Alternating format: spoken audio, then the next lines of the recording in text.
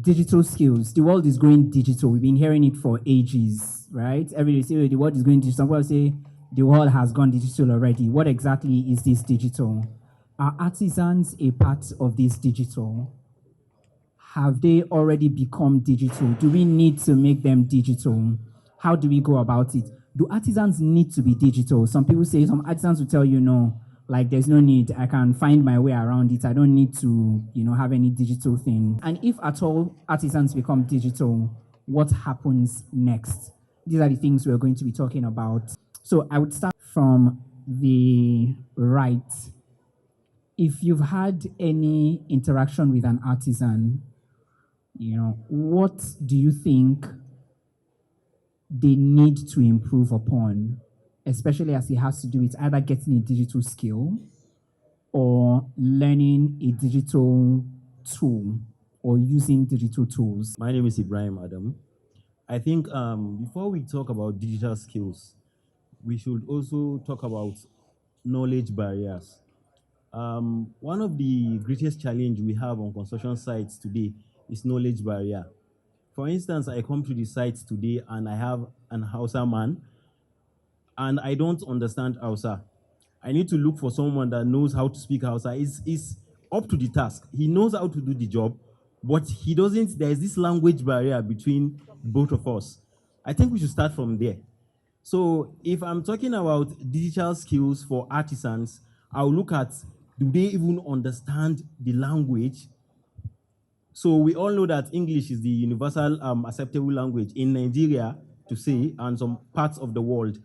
But if we want our artisans to, come upskill with digital and some other skills, then we need to also conquer that language barrier between, or knowledge barrier amongst our artisans.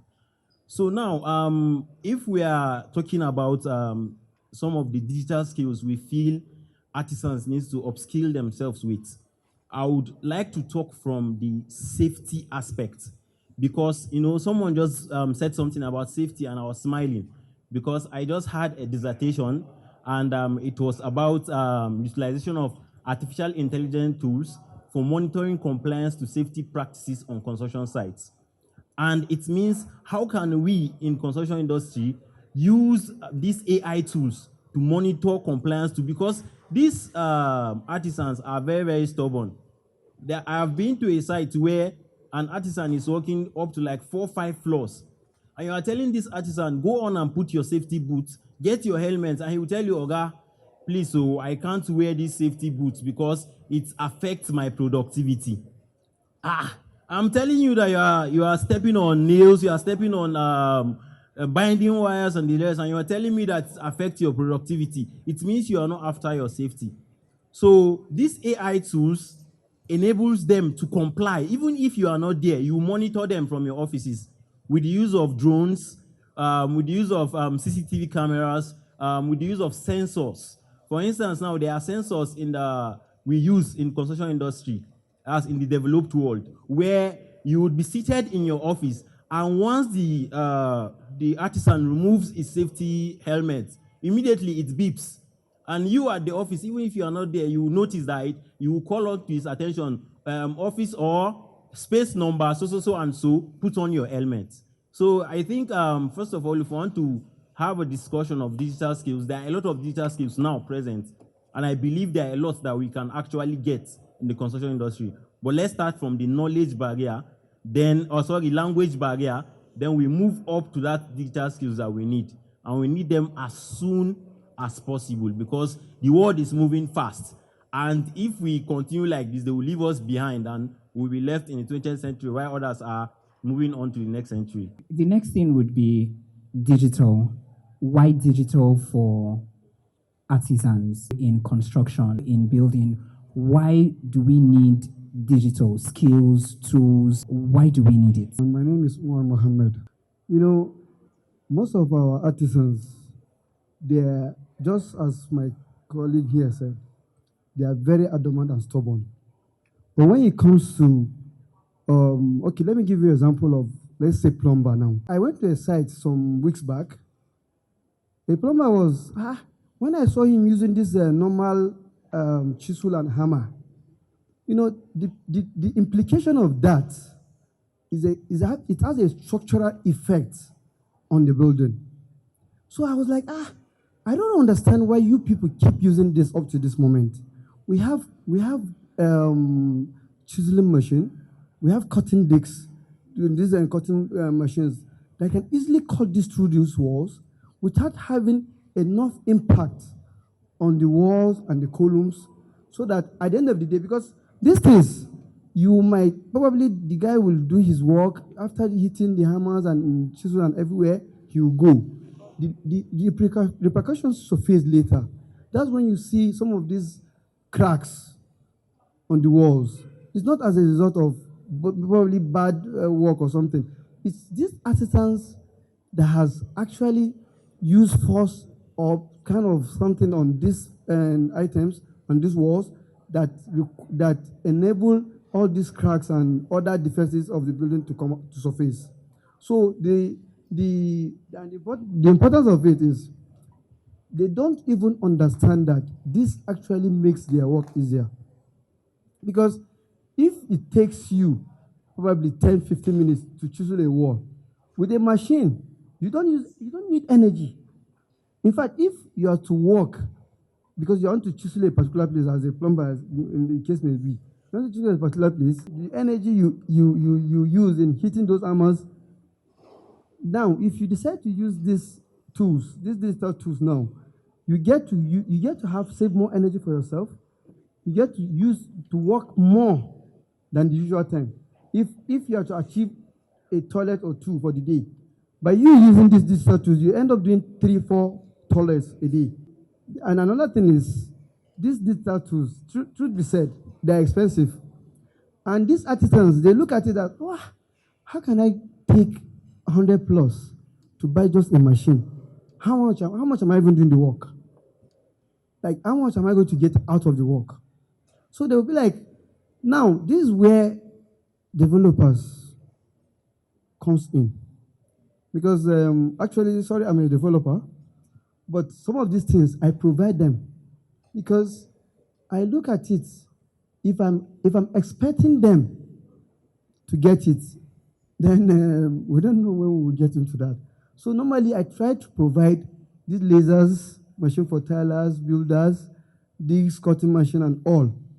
I try to make and purchase them, keep them on my side, so that when they come, even if they don't know how to use it, the engineers are there. We try to tell them, okay, see, for the easiest of your work, use this thing like this, like this, like this. And I believe to some extent, even though there's a lot of challenges anyway, but to some extent, we're having a headway with that. Thank you very much. Now, they've just talked about some challenges, why some artisans would, most likely not go digital. And he's also highlighted some very important points.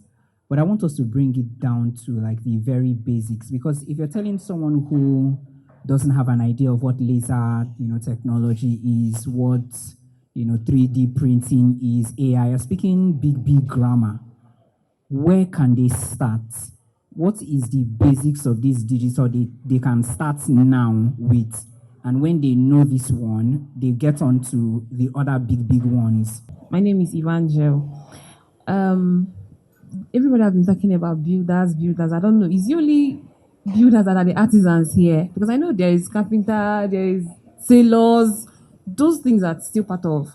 Or maybe because of construction, it's what we have here. But okay, so I think the first thing that artisans need to do is, most of them don't have access to a computer.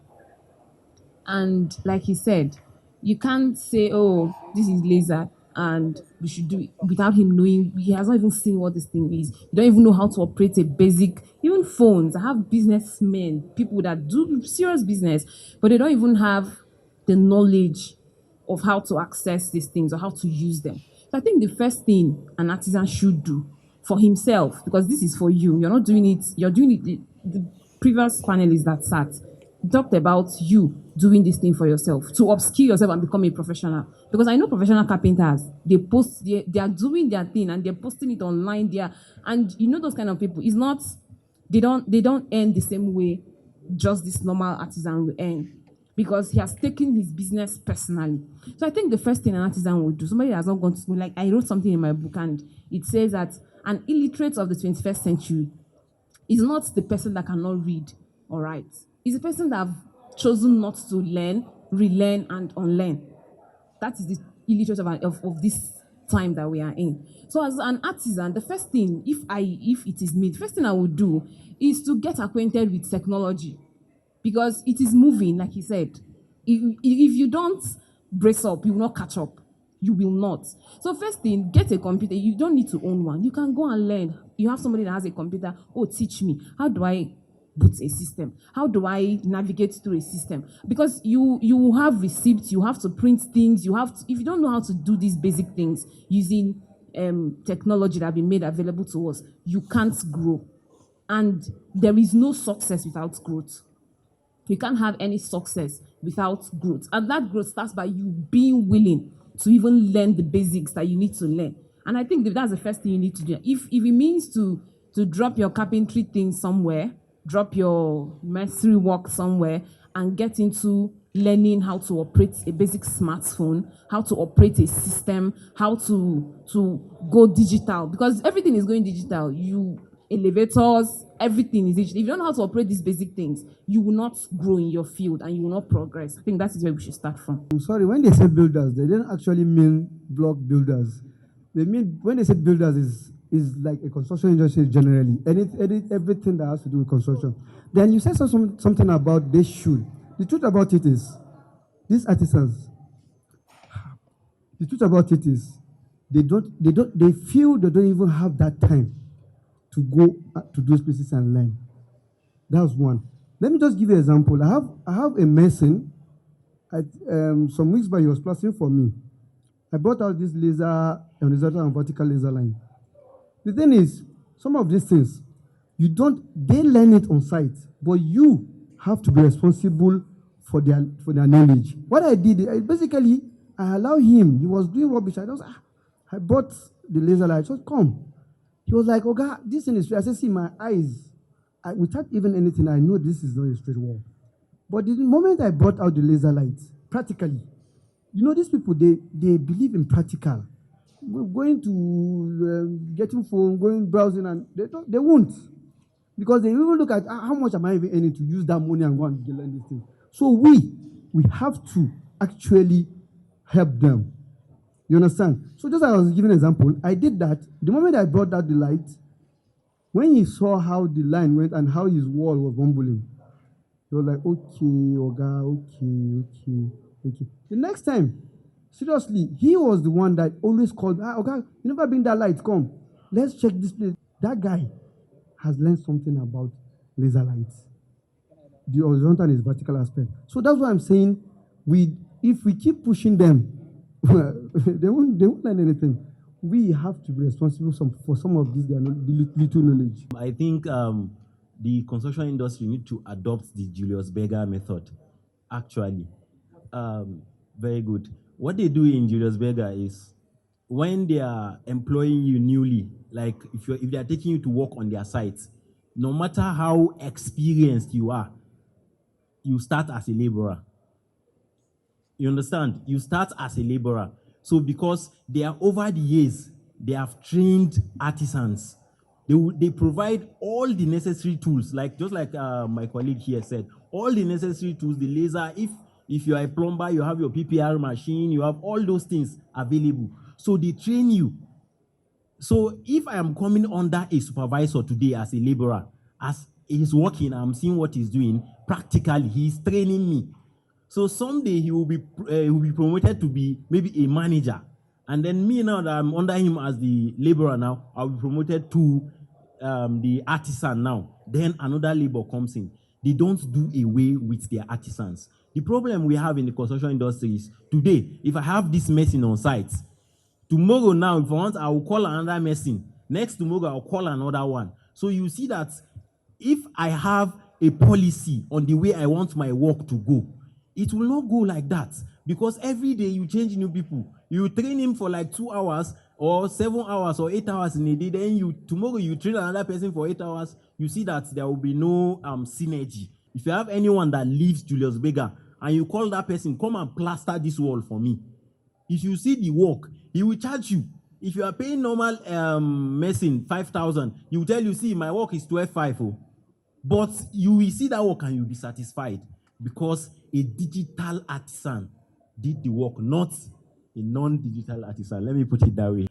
In your years working in the building and construction, what skills would an artisan need to pick up to upgrade themselves to the next level? What is that extra thing that they need to upgrade, to move from the normal, artisan to the digital artisan? My name is Abimbola Aliyu Adeyemi.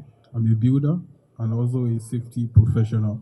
Digital skills, we are moving too fast for them artisans. I think we should start from the use of our mobile phone. I think that's where we have to start for them. Most of the artisans now, they have a smartphone. And I think all of them watch a movie on YouTube. They can use it to benefit themselves. There are a lot of people that have put their works on YouTube. There are a lot of people that have put their work on Facebook. Facebook is not for entertainment only. Instagram is not for entertainment only. You can follow different people, like this particular Bosch. They have an Instagram handle that when you follow them as a carpenter, you learn a lot. So it will be good if we are teaching them how to do these things, but they have to, from their own side, to help themselves. And we cannot call them and sit them down because they will not come. But we have to show them that, okay, on your own, on your leisure times, you can do some things with your smartphones. You can put your craft up there for another client, a potential client, to see it. And when you encounter problem while you are working, it's not like you don't need to beat your head. Nobody knows everything. You can go to YouTube, this social media, you can go there and learn more. You will see someone that has done that work before. Learn how he has done it. There's no shame in it. We just have to start from the basic. It's so easy. Our social media need to put to use. These are skills. Artisan won't tell me that they don't transfer money with their phone. They are doing that. To go to YouTube and search for what you, even search in your language at times, it will bring something for you. Even when you search in your own language, taking the language barrier away, when you go there and you search in your own language, like what you want to do, it's not only for carpenters, it's not only for plumbers, it's for everybody. Everybody, all the skilled laborers, is for us all. Even for engineer, builders, QS, there are a lot of things up there that someone has taken their time to put up there for free. You don't need to pay. And normally you are paying for your internet already. We have to put it into good use. And putting all these things into good use will help you remain relevant in the construction industry. We upskill you, self-development. With this, I think it will raise the bar for them, because you knowing so many things, your charges will be different from the other artisan that doesn't have the knowledge of what you have possessed. And some of them say cost is a boundary. I don't think cost is a boundary to anything if you know the importance of what you are getting and if you know your goals. And I believe anybody that leave his own house to go and work is actually looking for something.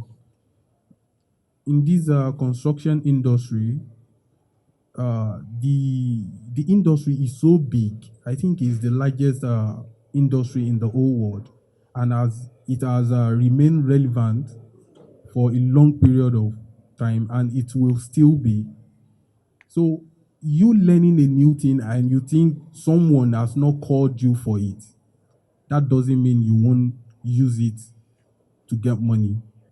Do you think that AI, we've been hearing AI, do you think that AI, artificial intelligence, can take the job of a tiler, a bricklayer, or a mason? If you believe it can, maybe in the future, maybe not today or tomorrow, but very soon, maybe we just get an AI, you just say, come and tile my house, my 3-story, and you just, in 5 minutes, everywhere tile, everywhere painted. Is it possible? Do we believe?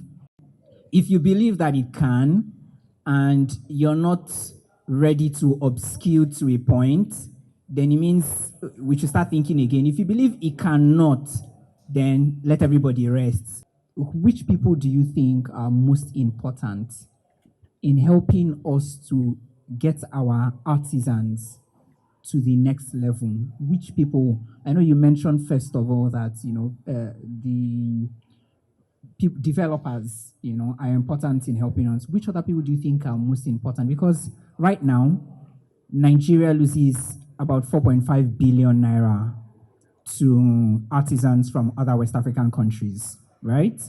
And the construction and building industry, there's a lot of land in Nigeria that nothing has been built on. Something will be built on it. So there's still money to be made. There's still building. There's still things that are needed. But then the number of people who can offer these services are reducing by the day. And most times, the people who are even available, the people who can do the styling and all of these things, it's like they're not catching up with digital, like he has mentioned. The developer and the artisans themselves. Those are the two people that can actually uplift and improve the work to the next stage. People will tell you government. See, when you're a business minded, you forget about the government. You have to do these things yourself. Now, for example, you are a tiler. You want to take level. You don't have a level instrument. The olden days water level, you want to keep going with the olden days water level before you even take level of a particular building. The time is gone. You understand? But you have a laser light. The moment you just drop it at a particular spot, you take the level of all over the place. So that's why I keep saying it's just between two people, the contractors and the artisans. The contractors, even the artisans, they don't have the money or the way to get all this equipment. You as a contractor, a developer, you can get it for them, make the work easier. It improves their work too as well. What